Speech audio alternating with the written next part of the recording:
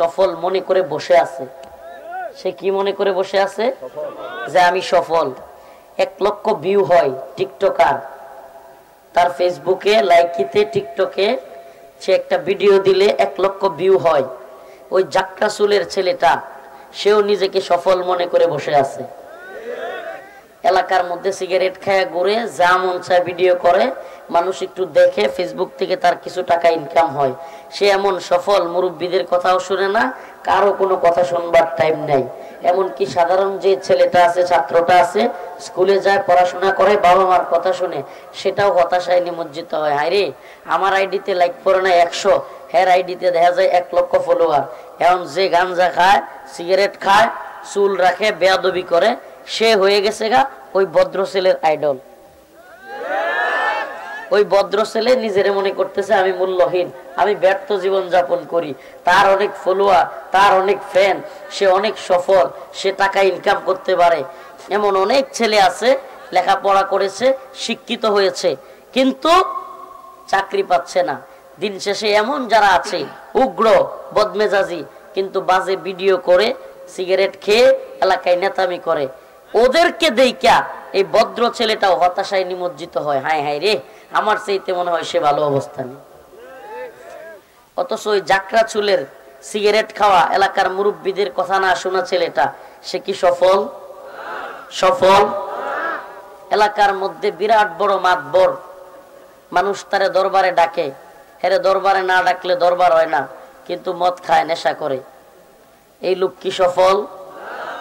টাকা পয়সার অভাব নাই, সাগরদিঘি এলাকায় অনেক জমি জমা, ভাই বাইস্তা, পুত্র সন্তান মিলায় অনেক লোক।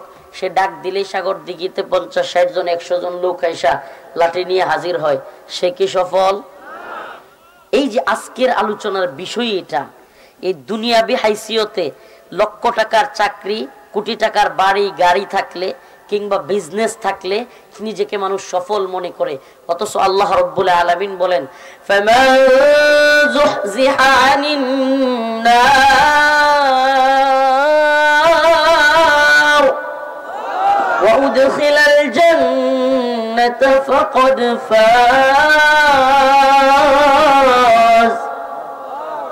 ওয়া মাল হায়াতুদ দুনিয়া وما الحياة الدنيا إلا متاع الغرور। আমার আল্লাহ রাব্বুল আলামিন বলেন, তোমরা দুনিয়াতে লক্ষ টাকার চাকরি পেয়ে, কোটি টাকার বাড়ি করে, গাড়ি করে, সুন্দরী নারী পেয়ে নিজেকে সফল মনে করতে পারো, কিন্তু আমার রব আল্লাহ তিনি বলেন এগুলো সফলতা নয়।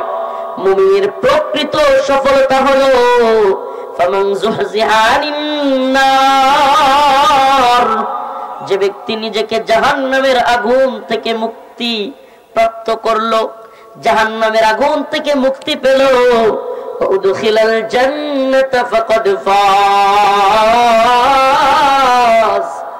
এবং জান্নাতে প্রবেশ করতে পারলো, সেই হলো আল্লাহর দৃষ্টিতে সফল। আল্লাহর দৃষ্টিতে সফল কারা? লক্ষ টাকার চাকরি করনেওয়ালারা, কোটি টাকার বাড়ি গাড়ি করনেওয়ালারা।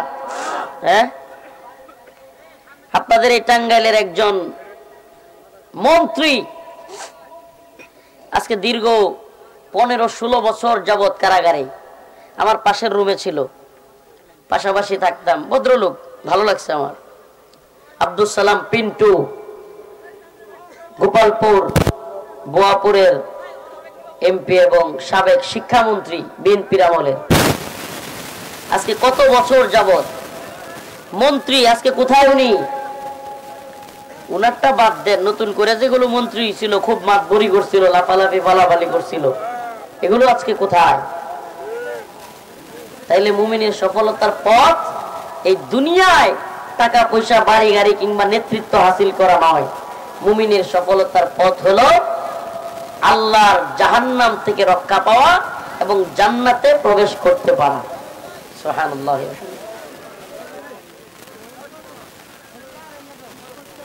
আব্দুল সালাম পিন্টু সাহেব খুব ভদ্র মানুষ, ভালো মানুষ, মাশাআল্লাহ।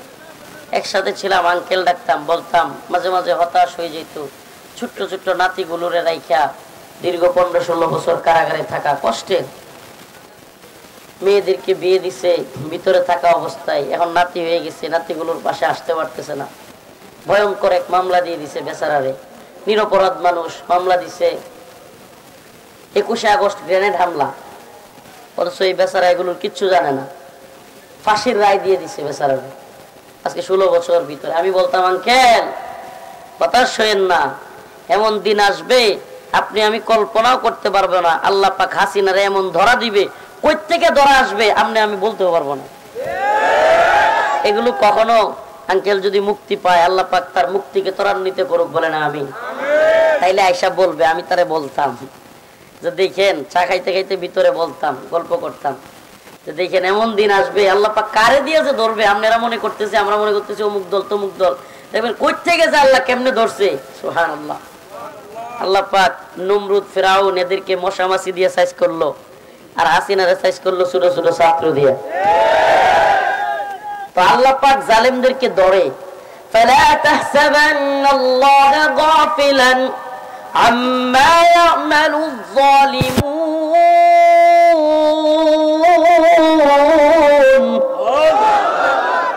আল্লাহ রাব্বুল আলামিন বলেন, জালেমরা যেন আমি আল্লাহকে জুলুমের ব্যাপারে গাফেল না মনে করে।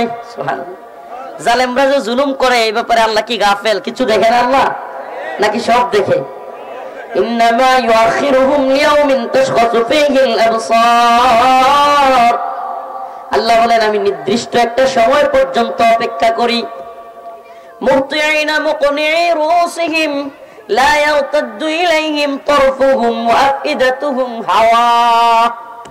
আর আমি যখন ধরি, আল্লাহ কয় আমি ছাড় দেই কিন্তু ছেড়ে দেই। যখন ধরি আল্লাহ কয় মুহতিঈনা মুকনিঈ রুসিহিম লা ইয়ারতাদ্দু ইলাইহিম তারফুহুম। এরা তরপাইতে থাকে, উপর দিকে তাকায়, নিচে তাকানোর সময়ই পায় না। হায় হায় হায় হায়, এমন করতে করতে উপরের দিকে তাকায় থাকে। সুবহানাল্লাহ। আফসোস করতে থাকে। এই দুনিয়া সবাই একদিন আফসোস করবে। আল্লাহ বলেন, ওয়া আখরাজাতিল আরদ আসকালাহা। এমন একদিন আসবে ভয়ঙ্কর কম্পনে আল্লাহ পাক এমন এক ঝাঁকুনি মারবেন পৃথিবীকে। ইযা যুলজিলাতিল আরদু জিলজালাহা ওয়া আখরাজাতিল আরদু আসকালাহা। আল্লাহ বলেন, জমিনকে এমন এক ঝাঁকুনি মারা হবে, যখন ঝাঁকুনি আসবে, আখরাজাতিল আরদ, জমিনের সব মূল্যবান জিনিস বের হয়ে যাবে। স্বর্ণ, তামা, খনি যা আছে, হীরা জহরত, সব কি হয়ে যাবে? বাঁচতে থাকবে। হাই হাই মানুষ, ওয়াকালাল ইনসান মা লাহা। হাই হাই, কোন স্বর্ণের জন্য, কোন টাকার জন্য ভাইকে মারছিলাম, কোন টাকার জন্য, কোন গহনার জন্য বাবার উপরে কথা বলেছিলাম, আক্রমণ করেছিলাম। মানুষ আফসোস করতে করতে এগুলো বলবে, হাই হাই কি করলাম। ওয়াকালাল ইনসান মা লাহা, আজ এগুলোর কি হইলো? আজকে এগুলো উঠতেছে বের হইয়া, একটাও জমিনের ভিতরে থাকবে না, সব উঠতে থাকবে। এটার আলামত কিছু তো ভূমিকম্প হইলে বোঝা যায়। কি কম? সবকিছু নাড়ায় দেয়। আল্লাহ বুঝাইতেছে, গুড়ি আমি ছাইড়া দিছি, কিন্তু নাটাই কারাতে? সুবহানাল্লাহ, আল্লাহর হাতে। নাফরমানি করিস না, কিন্তু দিন শেষে তবুও আমরা নাফরমানি করি। আল্লাহ এটাও জানে আমরা যে নাফরমানি করবই। আল্লাহ এটাও কি করে? فإذا ركبوا في الفلك دعوا الله مخلصين له الدين। আল্লাহ বলেন, যখন সমুদ্রে নৌকা ডুবতে থাকে, ঝড় তুফান শুরু হয়, কাঁপাকাঁপি শুরু হয়, دعوا الله مخلصين له الدين। মানুষ খুব একনিষ্ঠতার সাথে, খুব একনিষ্ঠতার সাথে আল্লাহ আল্লাহ করতে থাকে। নৌকায় উঠছে, সমুদ্রে জাহাজে কিংবা নৌকায় উঠছে, আর নৌকা কি করতেছে? ডুবে যাচ্ছে, হেলতেছে, দুলতেছে, বড় বড় ঢেউ আসতেছে। তখন ভয়ে কি কয়? মুখলিসিন লাহুদ্দিন, একেবারে আল্লাহর একনিষ্ঠ ভক্ত হয়ে গেছে, আল্লাহ আল্লাহ করে। আছে না নাই? দেন না, জ্বর তুফান আইলে টিনের ঘরে যখন ধাক্কা লাগে, গাছ টাছ ভেঙে পড়ে যায়, পরে কি না করে কি করে না? যেমনি জ্বর তুফান আটকে যায়, সিগারেটটা টান দিয়ে একটা সুখ টান মারে। আছে না নাই? ফালাম্মা নাজ্জাহুম মিনাল বাররি ইযা হুম ইউশরিকুন।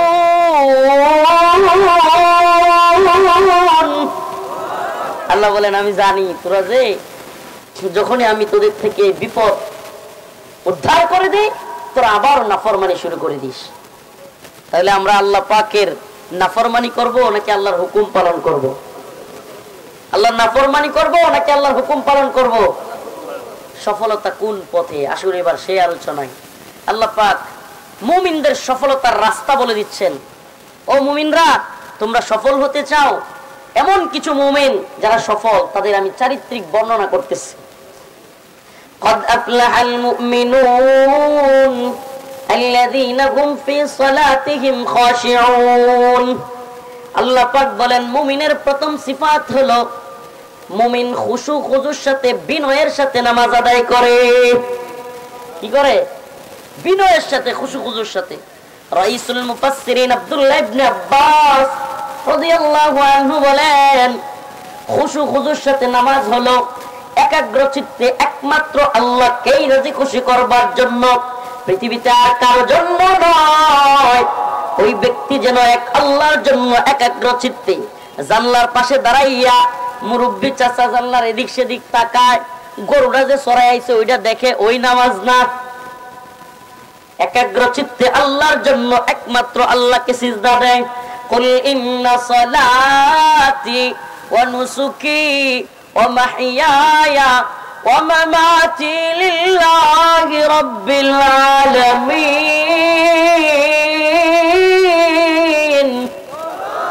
কুল ইন্না সালাতি ওয়া নুসুকি ওয়া মাহইয়ায়া ওয়া মামাতি লিল্লাহি রাব্বিল আলামিন।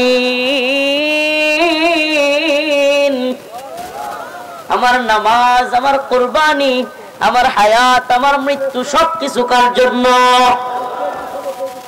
সবকিছু কার জন্য?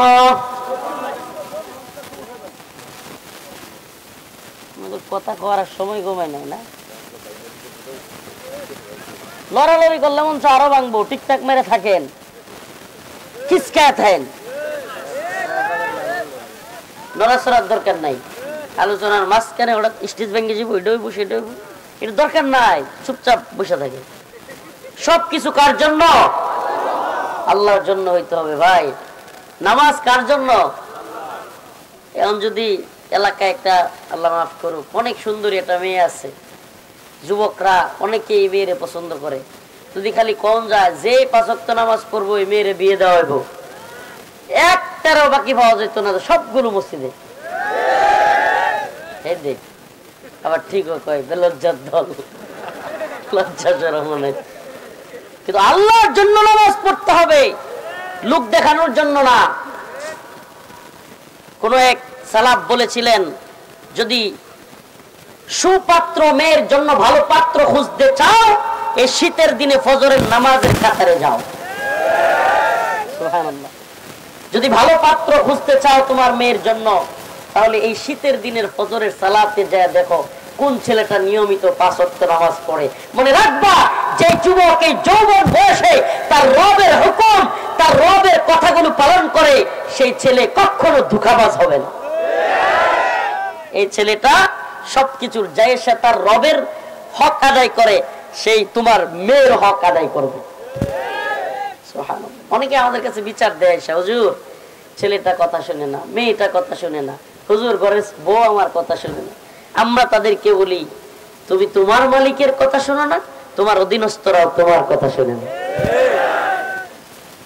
আমরা আমাদের মালিকের কথা শুনলে, সালাফদের ইতিহাস এমন পাওয়া যায়, ছাগল ওনারা সাহাবায়ে কেরাম কিংবা রাসূলদের ইতিহাস পড়লে এটাই পাওয়া যায়, ওনারা বকরি লালন করতেন। আম্বিয়া আলাইহিস সালাম প্রায় সকলেরই দুইটা সুন্নাহ কমন, দুইটা সুন্নাহ কমন, বকরি পালন করা, মিসওয়াক করা, দুইটা সুন্নাহ। কয়টা? অনেক আম্বিয়া আলাইহিস সালামের ইতিহাস পড়লেই পাওয়া যায়, ওনারা বকরি লালন করতেন আর কি করতেন? মিসওয়াক করতেন। 100-100 উপরে হাদিস আসছে মিসওয়াকের জন্য। সুবহানাল্লাহ। মিসওয়াকের অনেক ফজিলত, যেহেতু কথাটা চলে আসছে বলে দিলাম। মিসওয়াকের অনেক ফজিলত, অনেক ফজিলত। কিছু মানুষ তো আছে নামাজে এদের পাশে দাঁড়াইলে হাই রে আল্লাহ, নামাজে সিজদা দিতে গেলে মনটা কয় আল্লাহ সাইরা দে মাকাইন্দা বাসি দৌড় দিই এর বার আছে না নাই? সিজদা দিতে গেলে দুর্গন্ধ এমন অবস্থা হয় সাইরা দে মাকাইন্দা বাসি, সিজদা তো এমন হয় দৌড় দিয়া ভাগি, কখনো মিসওয়াক করে না। অথচ নামাজের আগে আমাদের কি উচিত ছিল? মিসওয়াক, বেশি বেশি মিসওয়াক করবো। আল্লাহ পাক আমাকে এবং আপনাদেরকে সবাইকে মিসওয়াকের আমল করার তৌফিক দান করুন। তো যে কথা বলতেছিলাম, সফলতার প্রথম রাস্তা আল্লাহ পাক বলেছেন আল্লাযীনা হুম ফি সালাতিহিম খাশিউন, সফল মুমিনরা খুশু খুজুর সাথে বিনয়ের সাথে নামাজ পড়ে। কিসের সাথে? কিসের সাথে? বিনয়ের না সাথে নামাজ মানে কি? একাগ্র চিত্তে। আমাদের অবস্থা কি? নামাজের মসজিদে শুক্রবার আইলে সারা সপ্তাহ তো যাই না, আল্লাহ মাফ করুক, সপ্তাহের ব্যবধানে শুক্রবারে যাই, তাও কি সবার লাস্টে যাওয়ার প্রতিযোগিতায় নামি, কেমনে আমি আইসামি করতে করতে সবার শেষে যাইতে পারবো। আবার আসার সময় আরে লা হাওলা ওয়ালা কুওয়াতা ইল্লা বিল্লাহ, মসজিদের জুতা লয়ে যে পারাপারি শুরু হয়, ধাক্কা ধাক্কি, কে কার আগে বেরিব, মনে হয় ভিতরে তারে মারতাছে ধরে। বের হওয়ার পরিস্থিতিটা হুজুর এমন হয় যে মসজিদের গেইটে জুতা নিয়ে এমন পারাপারি করে যে মনে হয় এতক্ষণ পর্যন্ত ভিতরে তারে ধরে কেউ মারছে, দৌড়ে পালাইতে হবে। কি অবস্থা আমাদের! অথচ উচিত কি ছিল? যতক্ষণ বেশি আমি মসজিদে থাকতে পারি। নিফাকের একটা আলামত বলে দেই, নাউজুবিল্লাহ। মুনাফিকের অনেকগুলো আলামতের মধ্যে একটা হলো মসজিদে বেশিক্ষণ থাকতে না পারা, শরীর জ্বালাজালি শুরু হয়ে যায়, কখন বেরোবো কখন বেরোবো। আল্লাহ তাআলা আমাদেরকে সমস্ত নিফাকের চরিত্র থেকে হেফাজত করুক। আর হুজুর বলেন আমিন। চাচা নামাজ পড়তে গেছে, জানলার পাশ দিয়া মাঝে মাঝে এমন করে। কাহিনী কি? জানা গেল চাচার জানলার পাশে একটা গরু বান্ধে থুয়েছে। এমন নামাজিও আছে না নাই? তো আমরা কি এমন নামাজি হব না একাগ্র চিত্তে আল্লাহর জন্য নামাজ পড়বো? জুলফিকার আলী নকশবন্দি উনার একটা কিতাবের মধ্যে পেয়েছিলাম, তুমি এমন ভাবে নামাজ পড়ো যে তুমি একটা মরুভূমিতে নামাজ পড়তেছো। কোথায়? মরুভূমিতে কিংবা একটা বনে জঙ্গলে ছাগল পাল তুমি ছড়াইয়া দিছো, কিংবা গরু উট, এখন তুমি নামাজে দাঁড়াইছো। তোমার মনে কি এটা কখনো আসবে যে আমি নামাজ পড়তেছি, ছাগলগুলো আমারে বাহবা দিবে? কথা মনে হয় বুঝাইতে পারিনি। ছাগল কিংবা গরু আপনারে বাহবা দিবে, এই কথা কি কল্পনাতেও আসবে? সেম ভাবে জুলফিকার আলী নকশবন্দি উনি বলেন যে তুমি এমন ভাবে নামাজে দাঁড়াও, হাজার হাজার মানুষ তোমার সামনে, কিন্তু ওই ছাগল তোমাকে বাহবা দিবে এটা যেমন মনে আসবে না, হাজারো মানুষের সামনে নামাজে দাঁড়াইলেও কারো বাহবা পাওয়ার আশা তোমার অন্তরে আসবে না। এটাকে বলে খুশু খুজুর সাথে একাগ্র চিত্তে আল্লাহর জন্য নামাজ। এই নামাজকে কি বলে? একাগ্র চিত্তে আল্লাহর জন্য নামাজ। কিছু মানুষ তো এমন আছে, একটা ঘটনা আমার এক উস্তাদের কাছে শুনছিলাম, যে এক বাজারের দোকানদার সে নামাজ পড়তে দাঁড়াইছে। এখন এশারের নামাজ, মসজিদের ইমাম সাহেব নামাজ পড়ে সালাম ফিরাইছে, সে দাঁড়ায় মানে লোকমা দিয়ে বলছে আল্লাহু আকবার, লোকমা দিছে। তো ইমাম যারা নামাজ পড়ায় তাদের কিন্তু কোন রাকাতে ভুল হইলে, যদিও ভুল করছে কিন্তু খটকা কিন্তু মনের মধ্যে থাকে। যারা ইমামতি করেন এটা জানার কথা, খটকা কি হয়? থাকে, খটকা লাগে যে নামাজ কি এক রাকাত বেশি হইলো না কম হইলো এরকম। তো যখন লোকমা দিছে, নামাজ শেষ করে সালাম ফিরেয়া ওই লোক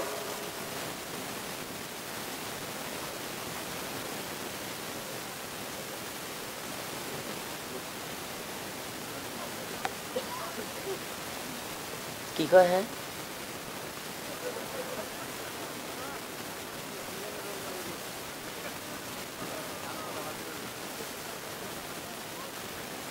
তো বলতেছিলাম হাসি কে?